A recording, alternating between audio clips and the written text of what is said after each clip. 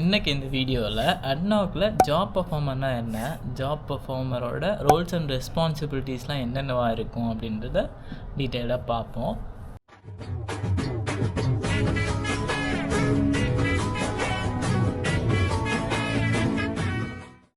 Job பர்ஃபார்மரை சிம்பிளாக சொல்லணுன்னா permit ரிசீவர்னு சொல்லலாம். இப்போது அட்னாக்கில் நம்ம எந்த ஒரு ஒர்க் பண்ணுறதுக்கு முன்னாடியும் பர்மிட் இல்லாமல் பண்ண முடியாது. ஸோ அந்த பர்மிட்டை கிளைண்ட்டுக்கிட்டேருந்து அக்செப்ட் பண்ணி அந்த ஒர்க்குக்கான எல்லா மெட்டீரியல் அரேஞ்ச் பண்ணுறது, அதுக்கப்புறம் அதை சேஃபாக எக்ஸிக்யூட் பண்ணுறவங்க தான் ஜாப் பர்ஃபார்மர். இது மட்டும் இல்லாமல் ஜாப் பர்ஃபார்மருக்கு இன்னும் என்ன அடிஷ்னலான ரோல்ஸ் அண்ட் ரெஸ்பான்சிபிலிட்டிஸ்லாம் இருக்குது அப்படின்றதையும் டீட்டெயில்டாக நான் சொல்கிறேன். பிஐ, அதாவது பர்மிட் இஷ்யூவர், ஃபீல்டு ஆப்ரேட்டர்னு கூட சொல்லலாம். நம்ம ஒர்க் பண்ண போகிற இடத்துல உள்ள ஆப்ரேட்டர். அவங்க இப்போ சப்போஸ் அந்த இடத்துல ஏதாவது ஒரு ரிஸ்க் இருக்குது அப்படின்னா ஃபஸ்ட்டு கம்யூனிகேட் பண்ணுறது ஜேபி கிட்ட தான். ஜேபி கிட்ட தான் இந்த ஒர்க்கை நம்ம கமெண்ட்ஸ் பண்ணலாமா பண்ணக்கூடாதா அப்படின்ட்டு பர்மிட் இஷ்யூவர் சொல்லுவாங்க. ஸோ இதனாலே நம்ம தெரிஞ்சுக்கலாம் ஜேபி தான் கிளைண்ட்டோட ஒரு ஃபஸ்ட்டு லைன் ஆஃப் கான்டாக்டில் இருக்காங்க அப்படின்ட்டு.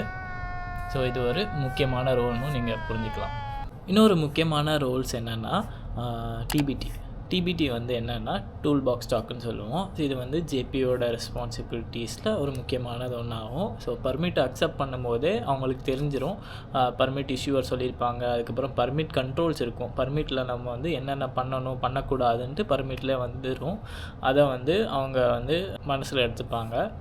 இப்போ பர்மிட் கண்ட்ரோல்ஸையும் கண்டிஷன்ஸையும் அவங்களோட டீம், அதாவது ஒர்க் க்ரூவுக்கு கம்யூனிகேட் பண்ணுவாங்க. இந்த மாதிரி வேலை தான் நீங்கள் பண்ணணும், இந்த வேலையில் ரிஸ்க் இருக்கும். ஸோ அந்த ரிஸ்கெல்லாம் நம்ம எப்படி ஹேண்டில் பண்ணணும் அப்படின்றத ஒர்க் க்ரூவுக்கு கம்யூனிகேட் பண்ணுவாங்க. இதுதான் டிபிடின்னு சொல்கிறது. டிபிடியில் அந்த ஒர்க் க்ரூவில் இருக்கிற எல்லாரும், ஒர்க்கரு, ஹெல்ப்பரு, ஃபிட்டரு, இப்போ எக்ஸ்கவேஷன் ஒர்க் இருக்குன்னா எக்ஸ்கவேஷன் பண்ணுற ஆப்ரேட்டர், அதாவது பேக் ஹோல் ஓடுற வச்சு எக்ஸ்கவேட் பண்ணுறோன்னா அதோட ஆப்ரேட்டரு, அதுக்கப்புறம் எக்ஸ்கவேட்டர்னு ஒரு தனி எக்யூப்மெண்ட் இருக்குது அதோட ஆப்ரேட்டரு, டிரைவரு, அப்படி எல்லா ஒர்க்கரும், ஈவன் டிரைவர் கூட நம்ம இன்க்ளூட் பண்ணணும் அந்த டிபிடியில். ஸோ ஜஸ்ட்டு பர்மிட் இஷ்யூவர் கிட்டேருந்து அக்செப்ட் பண்ணியாச்சு, டிபிடி கொடுத்தாச்சு, நீங்கள் ஒர்க் பண்ணுங்கள் அப்படின்னு சொல்லிட்டு போயிடக்கூடாது. ஜாப் பர்ஃபார்மரு அந்த ஜாப் முடிகிற வரைக்கும் அந்த ஜாப் சூப்பர்வைஸ் பண்ணணும். அந்த ஒர்க்கை சூப்பர்வைஸ் பண்ணி எல்லோரும் கரெக்டாக ஒர்க் பண்ணுறாங்களா, எல்லா கண்ட்ரோல்ஸும் கரெக்டாக ஃபாலோ பண்ணப்படுதா அப்படின்ட்டும் மெயின்டைன் பண்ணணும் அந்த ஒர்க்கை. ஸோ இந்த ஒர்க்கில் ஏதாவது டீவியேஷன் நடக்குது, கண்ட்ரோல்ஸில் எதுவும் சரியாக இல்லை அப்படின்ற பட்சத்தில் அந்த டீவியேஷன்ஸை அவங்க பிஐ கிட்டேயோ இல்லை பிஐக்கு மேலே ஒருத்தவங்க இருப்பாங்க, ஏஏ அப்படின்னு சொல்லிட்டு, AA ஏரியா அத்தாரிட்டி, அவங்கக்கிட்டேயும் இன்ஃபார்ம் பண்ணணும். இந்த பிஐஏ, ஏஏ, AAA இதெல்லாம் இப்போதைக்கு வேண்டாம். இதை இன்னொரு வீடியோவில் சொல்கிறேன். இதுக்கு நம்ம WMS அப்படின்ற ஒரு இதை தெளிவாக புரிஞ்சுக்கணும். அதை நான் வேறு ஒரு வீடியோவில் சொல்கிறேன். ஓகே, ஒர்க் நடக்கும்போது இந்த ரெஸ்பான்சிபிலிட்டிஸ்லாம் இருக்கும். இப்போ ஒர்க் முடிஞ்சிருச்சு அப்படின்னா அந்த பர்மிட்டை ப்ராப்பராக சஸ்பெண்டோ இல்லை க்ளோஸோ பண்ணணும். அந்த சைட்டை விட்டு போகும்போது அந்த சைட்டை கிளியர் பண்ணிவிட்டு ஒர்க்கர்ஸ் எல்லாம் வெளியே வந்துட்டாங்களா, எந்த விதமான பாதிப்பும் இல்லை சைட்டில் அப்படின்றத மேக் ஷூர் பண்ணணும். இதெல்லாம் தான் ஜாப் பர்ஃபார்மரோட ரெஸ்பான்சிபிலிட்டிஸ்.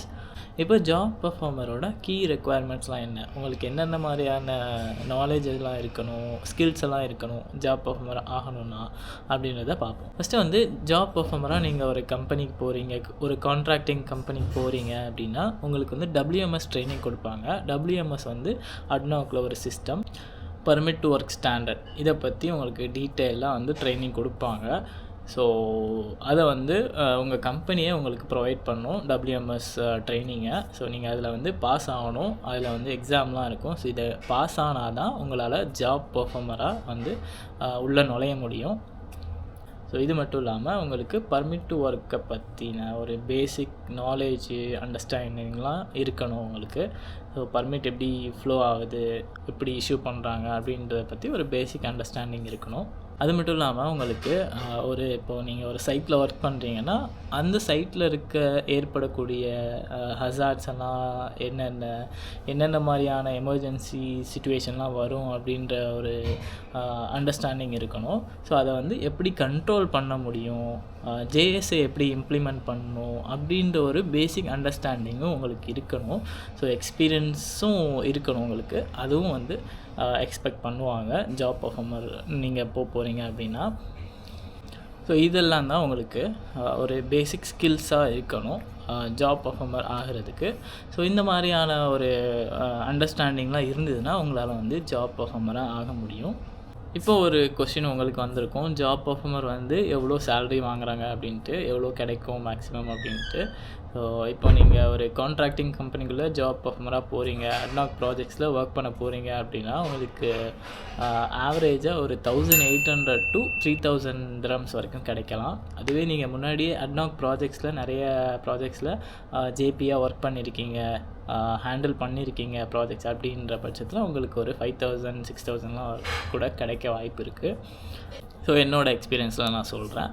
இதுலேருந்து கொஞ்சம் முன்ன பின்ன இருக்கலாம். ஸோ இந்த வீடியோ உங்களுக்கு யூஸ்ஃபுல்லாக இருந்துச்சு, இன்ஃபர்மேட்டிவாக இருந்ததுன்னா மறக்காமல் இந்த வீடியோவுக்கு லைக்ஸ் கொடுங்க, கமெண்ட்ஸ் எல்லாம் கொடுங்க, உங்கள் ஃப்ரெண்ட்ஸுக்கு ஷேர் பண்ணுங்கள், சப்ஸ்கிரைபும் பண்ணிடுங்க. தேங்க்யூ.